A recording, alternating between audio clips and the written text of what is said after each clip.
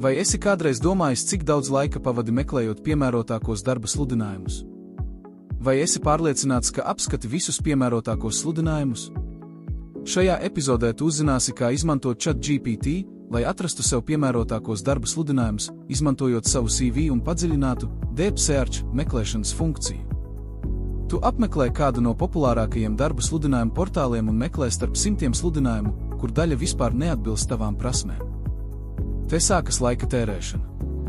Tā vietā vari lūgt ChatGPT, analizēt tavu CV un meklēt vakances, kas tiešām der un vairāk kā tikai vienā sludinājuma portālā. Šoreiz, piemēram, izmantosim internetā brīvi pieejamu CV. Kad esi augšupielādējis CV, raksti šādu uzvedni. Lūk, mans CV. Lūdzu, analizē manu pieredzi un prasmes. Lūdzu, izmanto padziļinātu meklēšanu un atrodi man piemērotākos darba sludinājumus Latvijā, balstoties uz manu pieredzi.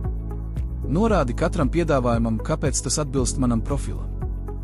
Uztaisi tabulu ar kopsavilkumu ar vismaz šādu informāciju, darba devēja nosaukums, amats un atalgojums.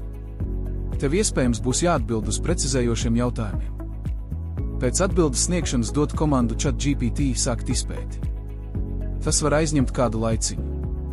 Kad analīze ir veikta, vari paskatīties, kādos informācijas avotos ChatGPT meklēja informāciju un atlasīja tev visatbilstošāko, kamēr varēja nodarboties ar citām svarīgām lietām.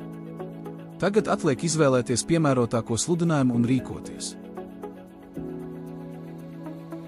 Ja vēlies redzēt līdzīgus video, abonē kanālu un esi pirmais, kurš noskatīsies jaunāko video.